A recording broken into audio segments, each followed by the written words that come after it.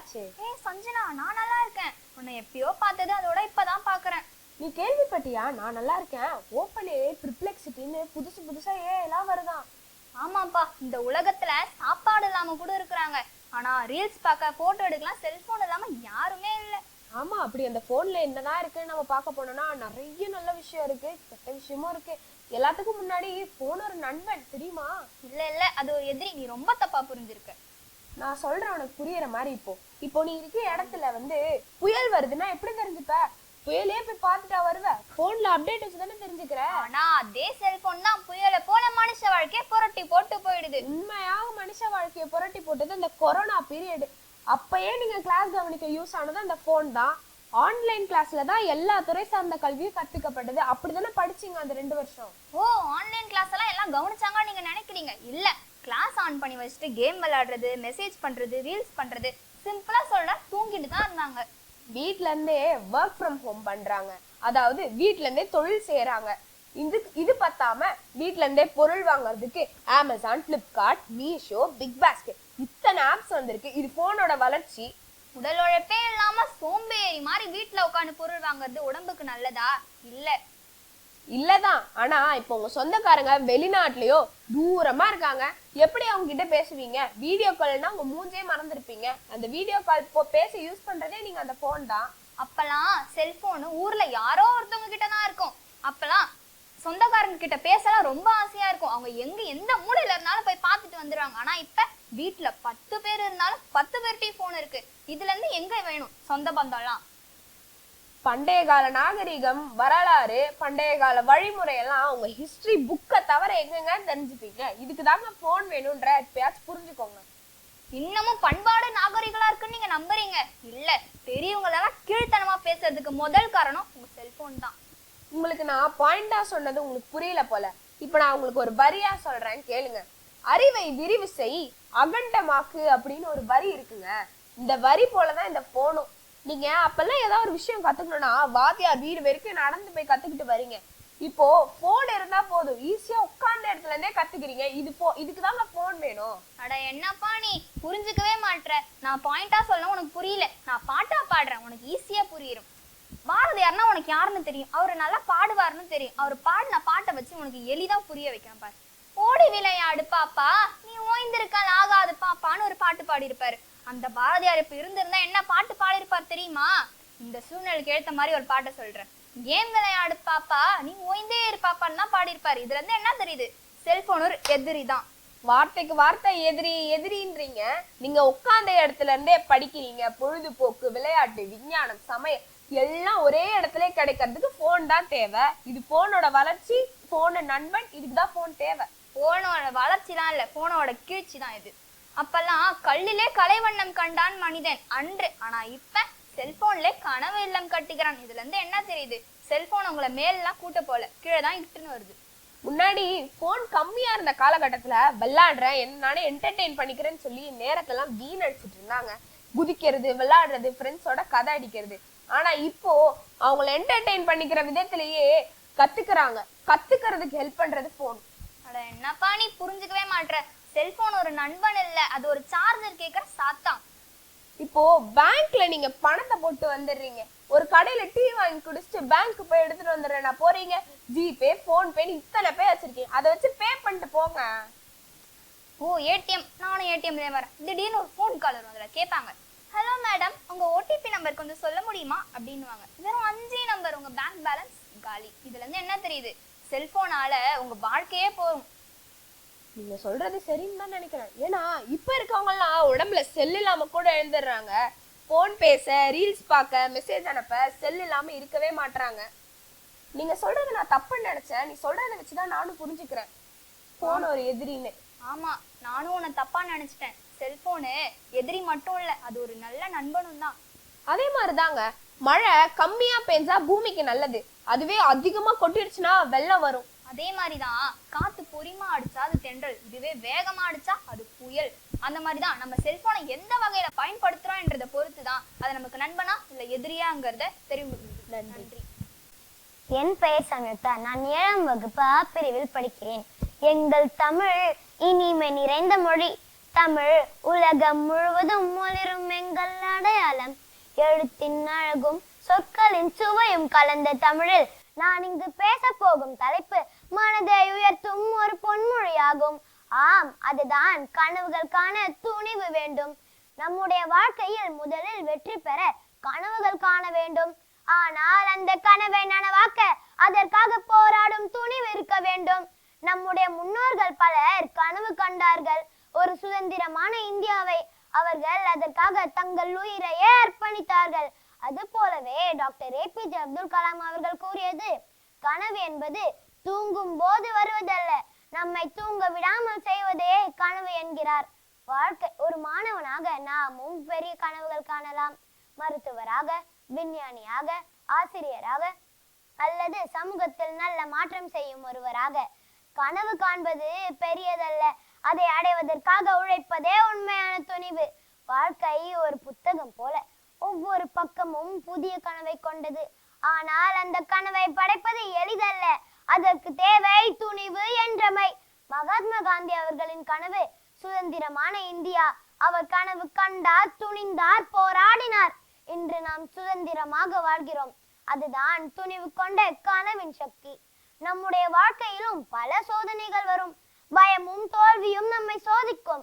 ஆனால் அந்த நேரத்தில் தான் நம்முடைய துணிவு வெளிப்படும். என்னால் முடியும் என்ற நம்பிக்கை இருந்தால் உலகமே நம்மை வணங்கும். அதனால் நண்பர்களே, கனவு காணுங்கள். அது உங்கள் மனதில் ஒரு தீ பொறியை ஏற்படுத்தட்டும். அந்த தீப்பொறியை உங்கள் உழைப்பால், உங்கள் கல்வி அறிவால் வளர்த்து கொள்ளுங்கள். ஒரு நாள் அந்த கனவு உங்கள் உண்மையான வெற்றி நாளாக மாறும். அதனால் தான் சொல்கிறேன், கனவுக்கான துணிவு வேண்டும். துணிந்தால் வாழ்க்கையே வெற்றி பெறும். பயமின்றி கனவு காணுங்கள், தோல்வியின்றி உழையுங்கள். அப்போதுதான் வெற்றி நிச்சயம் உங்களுடையது. நான் இங்கு எல்லோரையும் கேட்கிறேன், நாம் அனைவரும் கனவு காண்கிறோமா? ஆனால் அந்த கனவை நனவாக்க துணிந்திருக்கிறோமா? நம் வாழ்க்கை நமக்கே சொந்தம். நாமே நம் கனவுக்கான ஹீரோக்கள். வெற்றி அடையணும்னா சின்ன கனவா காணாதீங்க, பெரிய கனவா காணுங்கள். ஏனென்றால் சின்ன கனவு காண்றவங்க சின்ன வெற்றி தான் அடைவாங்க. ஆனா பெரிய கனவு காண்றவங்க வரலாறே எழுதுவாங்க. தோல்வி நம்மை தடுக்காது, துணிவு இல்லாததே நம்மை தடுக்குது. அப்படி தோல்வி வந்தாதான் என்ன? அடுத்த முயற்சிக்கு அது ஒரு எரிபொருள் தான். உங்கள் கனவு உங்கள் நேரம், உங்கள் முயற்சி தான் உங்கள் எதிர்காலம் என்று சொல்லி இத்துடன் என் உரையை முடிக்கிறேன். நன்றி, வணக்கம். வணக்கம், என் பெயர் ரோஹிணி. நான் 8ஆம் வகுப்பு ஆ பிரிவில் படிக்கிறேன். என்னை காணும் ஒவ்வொருவருக்கும் இனிய குழந்தைகள் தின நல்வாழ்த்துக்களை தெரிவிக்க மிகவும் மகிழ்ச்சி அடைகிறேன். இன்றைய தினம் கல்விதான் குழந்தைகளின் அறிவை வளர்க்கும் திறவுகோல் என்ற இனிய தலைப்பில் உங்கள் முன்னிலையில் நான் உரையாற்ற வந்துள்ளேன். குழந்தைகளின் மனம் பூட்டு போல, அதற்குள் ஒளிந்திருக்கும் திறமைகள், எண்ணங்கள், கனவுகள் அனைத்தையும் திறக்க வைக்க திறவுகோல் தான் கல்வி.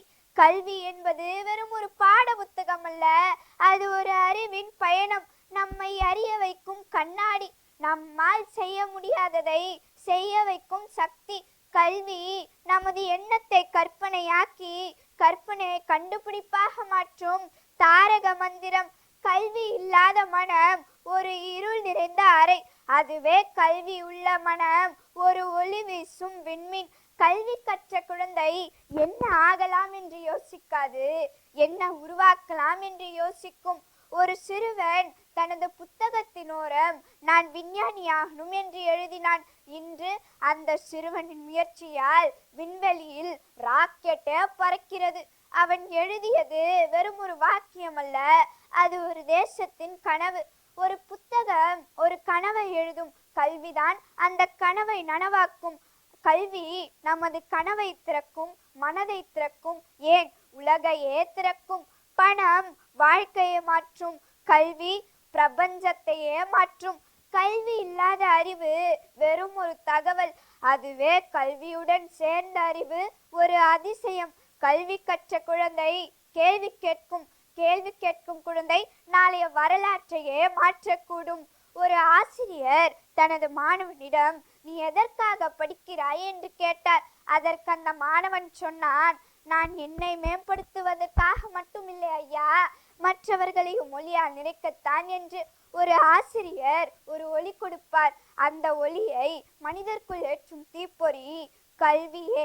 பாரதியார் சொன்னார், வெற்றி நமதே, கல்வி நமதே, அறிவு நமதே என்றார். அப்துல் கலாம் ஐயா சொன்னார், கல்விதான் குழந்தைகளின் அறிவை வளர்க்கும் திறவுகோல், அது நம்மை உன்னதமான உயரத்திற்கு பறக்க வைக்கும் என்று. கல்வி ஒரு அறிவின் விதை, அது நம் மனதில் விழுந்தால் நம்பிக்கையின் இலைகள், வெற்றியின் கிளைகள், அறிவின் மலர்களாக மாறும். அது நம் கண்களை மட்டுமல்ல, உலகையே திறக்கும். எப்படி வாழ்வது என்று கற்றுத்தரும் ஒரே ஆசான் கல்வியே. ஒரு சிறுமி மழையில் நனைந்து பள்ளிக்கு சென்றாள். அவளிடம் குடை இல்லை, ஆனால் கனவு இருந்தது. இன்று அதே பள்ளியில் ஆசிரியராக நின்று 1000த்திற்கும் மேற்பட்ட குழந்தைகளுக்கு அவள் கல்வி கற்றுக் கொடுக்கிறாள். மழை நனைத்தது உடலை, கல்வி நனைத்தது உள்ளத்தை. புத்தகம் வெறும் ஒரு ஆயுதம் அல்ல, அது ஒரு ஒளியின் வாள். அதுபோல கல்வி என்பது வெறும் ஒரு பாடம் அல்ல, அது நம் வாழ்க்கையின் பாட்டு பாடல். ஒரு சிறுவன் ரயிலில் அமர்ந்து நான் நாளைய விஞ்ஞானி என்று தன் தந்தையிடம் கூறினான். இன்று அந்த சிறுவனை பற்றி இந்த பிரபஞ்சமே பேசுகிறது. அந்த சிறுவன் நமது இந்தியாவையே விண்வெளிக்கு கொண்டு சென்றான். அச்சிறுவனின் பேர் தான் அப்துல் கலாம். கல்வி கற்றவன் கனவு காண மாட்டான், அவன் மற்றவர்களின் கனவாக மாறுவான்.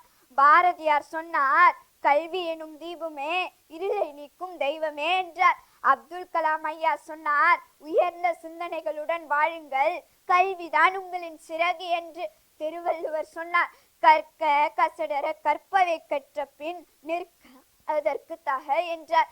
இது மூன்றும் ஒரே அர்த்தத்தை தான் குறிக்கிறது. கல்விதான் குழந்தைகளின் அறிவை வளர்க்கும் ஒரே திறவுகோல் என்று. கல்வி கற்றவன் உயர்ந்தவன் என்பதல்ல, தன் உயர்வை மற்றவர்க்கும் கொடுப்பவன் என்பதுதான் உண்மை. தங்கத்தால் வீடு கட்டலாம், கல்வியால் பிரபஞ்சத்தையே கட்டலாம்.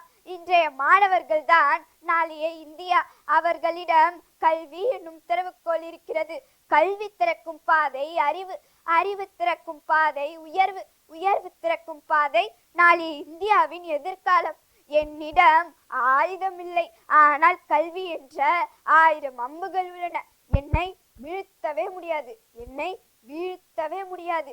ஏனெனில் என்னை எழுப்பும் புத்தகம் என் கையில் இருக்கிறது.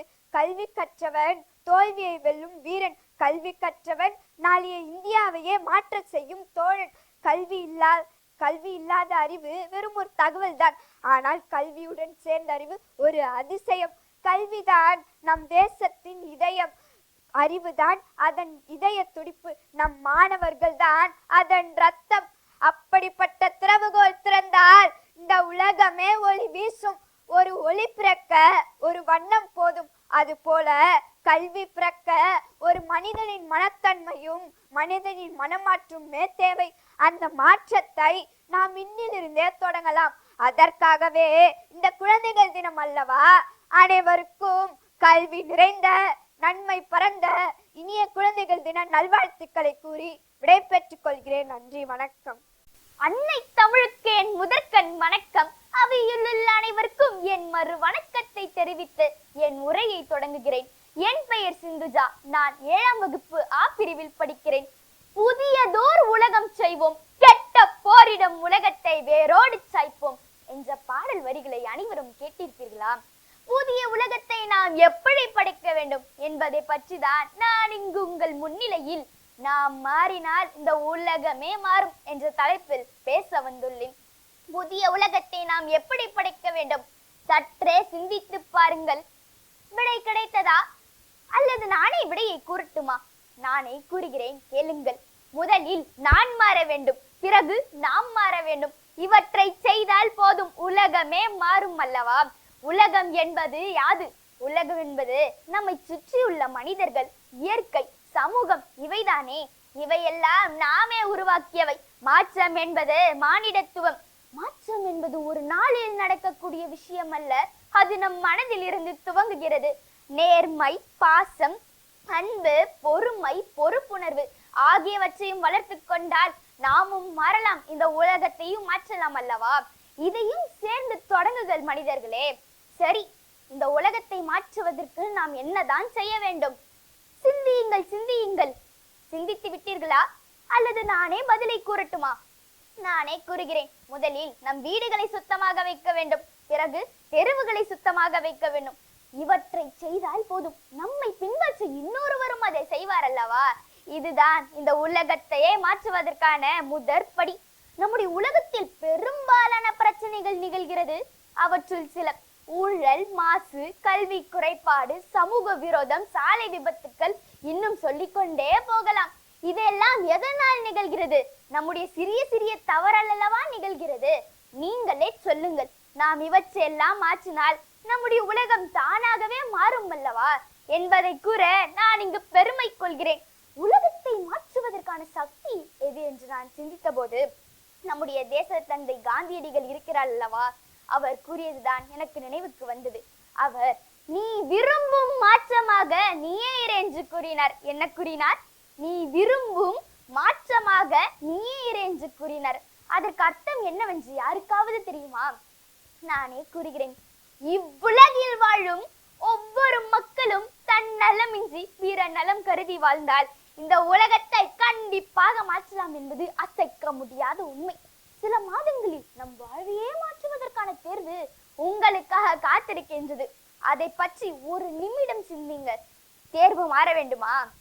இல்லை இல்லை, நாம் தான் மாறணும். கல்வி என்பது நம்முடைய தொடக்கம் தான், அதுவே முடிவல்ல. உலகம் என்பது ஒரு கண்ணாடி மாதிரி. நீங்க சிரிச்சா அது சிரிக்கும், நீங்க அழுதா அது அழுகும், நீங்க போராடினால் அது வழிவிடும். நீங்க நம்பிக்கையுடன் செயல்பட்டால் அது வெற்றியை தான் தரும். மாற்றம் உள்ளிருந்து வந்தால் வெற்றி வெளியே வந்து கை கொடுக்குமாம். நாம் மாறினால் குடும்பம் மாறும், குடும்பம் மாறினால் பள்ளி மாறும், பள்ளி மாறினால் எதிர்காலம் மாறும், எதிர்காலமே மாறினால் கண்டிப்பாக இந்த உலகம் மாறும். அதற்கு முதலில் நம்முடைய சிந்தனை மாற வேண்டும், நம்முடைய பழக்கம் வழக்கம் கூட மாற வேண்டும். அதனால் சொல்கிறேன் கேளுங்கள். அடிக்கடி படிங்க, விட்டு விடாம படிங்க. உங்களால் முடியும் என்ற நம்பிக்கை உங்களிடம் இருந்தால் உலகமே உங்களை முன்னே தள்ளும். நாம் அனைவரும் சேர்ந்து சொல்வோம், நான் மாறுவேன், நான் முயலுவேன், நான் வெல்வேன். ஏனென்றால் நான் மாறினால் இந்த உலகமே மாறும். உலகத்தை மாற்ற நினைப்பது எளிதல்ல, கடினம், மிக கடினம் அவசியம். இந்த நம்பிக்கையுடன் செயல்பட்டு வாழ்வை வளமாக்கி இந்த உலகத்தையே மாற்றலாம் என்பது திண்ணம். ஒரு சிறிய தீப்பொறி இருளை அகற்றுமாம். அதே போல் இவ்வுலகில் வாழும் ஒவ்வொரு மக்களும் அவர்களுடைய பழக்க வழக்கம் கூட இந்த உலகத்தையே மாற்றலாம். முதலில் நாம் மாற வேண்டும். வீட்டை மாற்றுவோம், தெருவை மாற்றுவோம், பொருளாதாரத்தில் மேம்படுவோம், வளமான இந்தியாவை வல்லரசாக மாற்றுவோம்.